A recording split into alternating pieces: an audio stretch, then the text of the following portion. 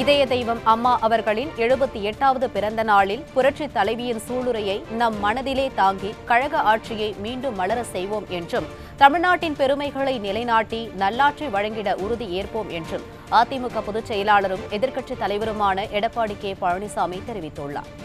கூடுதல் விவரங்களை தலைமை செய்தியாளர் ஜெயக்குமார் வழங்க கேட்கலாம். வணக்கம் ஜெயக்குமார், விவரம் என்ன? வணக்கம் மஞ்சுளா.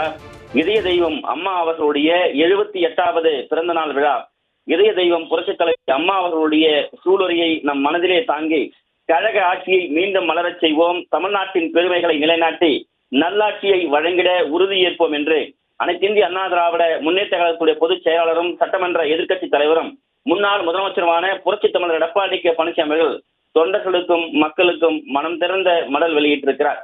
அவர் வெளியிட்டிருக்கக்கூடிய மடலில் அனைத்திந்திய அண்ணா திராவிட முன்னேற்ற கழகம் என்கிற மாபெரும் மக்கள் இயக்கத்தை உருவாக்கிய புரட்சித் தலைவர் எம்ஜிஆர் அவர்களையும், இந்த இயக்கத்தை தன் வாழ்நாளுடைய இறுதி வரையில் அரண்போல் கட்டி காத்த புரட்சி தலைவி அம்மா அவர்களையும் என்றென்றும் இதயத்திலே தெய்வமாக மதித்து போற்றும் அனைத்திந்திய அண்ணா திராவிட முன்னேற்ற கழக உடன்பிறப்புகளுக்கும் தமிழ்நாட்டு மக்களுக்கும் என் அன்பு கலந்த வணக்கம் என்று அனைத்திந்திய அண்ணா திராவிட முன்னேற்ற கழகத்துடைய பொதுச் செயலாளர் புரட்சி தமிழர் எடப்பாடி கே பழனிசாமி அவர்கள் தெரிவித்திருக்கிறார்.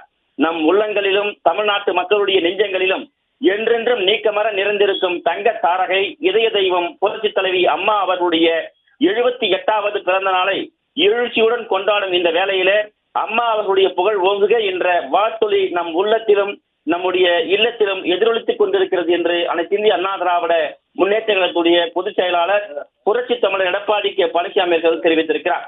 இதய தெய்வம் புரட்சி தலைவி அம்மா அவர்களுடைய பொற்கால ஆட்சியில் பெண்களுக்கு பெருமை சேர்க்கும் வகையிலே, பெண்களுடைய பாதுகாப்பை உறுதி செய்யும் வகையில் அனைத்து நேரங்களிலும் தாயாகவும் சகோதரியாகவும் உற்ற தோழமை கொண்டும் தனிப்பட்ட வாழ்விலும் பொது வாழ்விலும் இமயம் போல் உயர்ந்து விளங்கிய புரட்சி தலைவி அம்மா அவர்களை தமிழ்நாட்டு மக்கள் ஒரு நாளின் ஒவ்வொரு நகரிலும் நினைத்து பார்க்கிறார்கள் என்று பெருமிதத்தோடு பதிவு செய்திருக்கிறார்.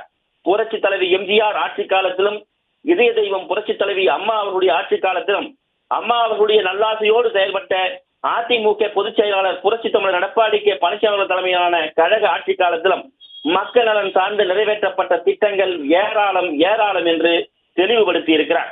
இதய தெய்வம் புரட்சி தலைவி அம்மா அவர்களுக்கு பிறகு நாம் இருவரும் தலைவர்களுடைய நல்லாசையோடு அனைத்திந்திய அண்ணா திராவிட முன்னேற்ற கழகம் தொடர்ந்து மக்கள் பணியில் தொய்வில்லாமல் ஆற்றி வருகின்றது என்றும், தமிழகத்திலே நடைபெற்று வரக்கூடிய மக்கள் விரோத ஆட்சியை, குடும்ப ஆட்சியை விரட்டவும் புரட்சி தலைவரின் புரட்சி தலைவி அம்மாவினுடைய பேர் இயக்கத்தை ஆட்சி பீடத்தில் மீண்டும் அமர்த்தவும் தமிழக வாக்காளர்கள் ஒவ்வொருவரும் காத்துக் கொண்டிருக்கிறார்கள் என்று தெரிவித்திருக்கிறார். தமிழ்நாட்டு மக்களுடைய நலனை பேணி பாதுகாத்திட மாநில அரசை எப்படி கட்டமைக்க வேண்டும் என்பதில் மிகச்சிறந்த நிர்வாகியாகவும் தெளிவான சிந்தனையோடும் தெளிவான திட்டங்களை கொண்டு வந்து அதை எப்படி வெற்றிகரமாக செயல்படுத்த வேண்டும் என்பதில் தமிழ்நாட்டின் உரிமைகளை எப்படி பாதுகாக்க வேண்டும் என்பதற்காக உதாரணமாகவும் ஒரு தீர்க்க தரசியாகவும் திகழ்ந்தவர்தான் இதய தெய்வம் புரட்சி தலைவி அம்மா அவர்கள் என்று புகழாரம் சூட்டியிருக்கிறார். பெண் கல்வி, பெண் விடுதலை, பெண்களுக்கு சம உரிமை, பெண்களுடைய பாதுகாப்பு, பெண்களுக்கான சமூக பொருளாதார மேம்பாடு ஆகியவற்றிலே தனி கவனம் செலுத்திய நம் புரட்சி தலைவி அம்மா அவர்கள் பெண்களுக்காகவும் ஒட்டுமொத்த தமிழ் சமூகத்தினுடைய வளர்ச்சிக்காகவும் கொண்டு வந்த அற்புதமான திட்டங்களை எல்லாம் இந்த விடியா திமுக அரசு சீர்குலைத்து நிறுத்திவிட்டது என்பதை வேதனையோடு பதிவு செய்திருக்கிறார். தமிழ்நாட்டில் அனைத்திந்திய அண்ணா திராவிட முன்னேற்ற கழக ஆட்சியின் போது மத்தியிலே திமுக காங்கிரஸ் கூட்டணி அரசு பல்வேறு நிதி நெருக்கடிகளை கொடுத்தும் மாநில அரசினுடைய கோரிக்கைகளை கிடப்பிலே போட்டும் பல்வேறு நெருக்கடிகளை தந்த போதிலும் தனது மதி நுட்பத்தாலும் நிர்வாக திறமையாலும் அனைத்து சவால்களையும் எதிர்கொண்டு எதிரிகளுக்கு சிம்ப சொப்பனமாக விளங்கிய தமிழக மக்களுக்கு எண்ணற்ற நலத்திட்டங்களை வழங்கியவர் நம் புரட்சி தலைவி அம்மா அவர்கள். அம்மா அவர்களுடைய ஆசையோடு செயல்பட்ட கழக அரசும் அந்த முயற்சியில் தொய்வின்றி செயலாற்றியது என்று அதிமுக பொதுச் செயலாளர் புரட்சி தமிழர் எடப்பாடி கே பழனிசாமி தெரிவித்திருக்கிறார். நாடாளுமன்ற இரு அவைகளிலும் மிகப்பெரிய எண்ணிக்கையிலே உறுப்பினர்களை கொண்டதாக இருந்தாலும் இந்த விடியா திமுக அரசு தமிழ்நாட்டினுடைய உரிமைகளை காப்பாற்றிடவும் இருமொழி கொள்கைகளை நிலைநாட்டிடவும் திறனற்ற அரசாக இருந்து கொண்டிருப்பதை தோலுறுத்தி காட்டியிருக்கிறார். விடியா திமுக அரசினுடைய இந்த அலங்கோல ஆட்சியில் நாள்தோறும் தமிழ்நாட்டில் பெண் குழந்தைகளுக்கும் தாய்மார்களுக்கும் காவல் பணியிலே ஈடுபட்டுக் கொண்டிருக்கும் பெண் காவலருக்கும் கூட பாதுகாப்பற்ற நிலையை நிலவி வருகிறது. தமிழ்நாட்டின் மூலை முடுக்குகளில் எல்லாம் கள்ளச்சாராயம், போதைப் பொருள் புழக்கம், பட்ட பகலிலேயே அரங்கேறும் கொலை, கொள்ளை என சட்டம் ஒழுங்கு சந்தி சிரிக்கிறது. உண்மைகளை சொல்லுபவர்களுக்கு வாய்ப்புட்டு போடப்படுகிறது இந்த விடியா திமுக ஆட்சியிலே என்று தெரிவித்திருக்கிறார். இந்த அவலங்களை எல்லாம் மாற்ற வேண்டும். தமிழ்நாடு அமைதி பூங்காவாக திகழ வேண்டும். தமிழ்நாடு பொருளாதார வளர்ச்சி அடைய வேண்டும் என்றால் அனைத்து இந்திய அண்ணா திராவிட முன்னேற்ற கழக ஆட்சி மீண்டும் மலர வேண்டும் என்று அதிமுக பொதுச் செயலாளர் புரட்சித் தமிழர் எடப்பாடி கே பழனிசாமி அவர்கள் தெரிவித்திருக்கிறார். தமிழக மக்கள் நலன் கருதி மக்களை காப்போம், தமிழகத்தை மீட்போம் என்கிற உயரிய லட்சியத்துடன் நான் மேற்கொண்டு வரக்கூடிய சுற்றுப்பயணங்களின் போது நான் செல்லும் இடங்களிலெல்லாம் அலைகடல் என திரண்டு வரக்கூடிய கழக உடன்பிறப்புகளையும் தமிழ்நாட்டு மக்களையும் பார்க்கிற போது கழக ஆட்சி மீண்டும் மலரப் போகிறது என்கிற நம்பிக்கை என்னுள் ஆழமாக வேரூன்றி இருக்கிறது என்று அனைத்து இந்திய அண்ணா திராவிட முன்னேற்ற கழகத்துடைய பொதுச் செயலாளர் புரட்சி தமிழர் எடப்பாடி கே பழனிசாமி அவர்கள் இந்த மக்கள் மீது இருக்கக்கூடிய நம்பிக்கையை தெளிவுபடுத்தி இருக்கிறார்.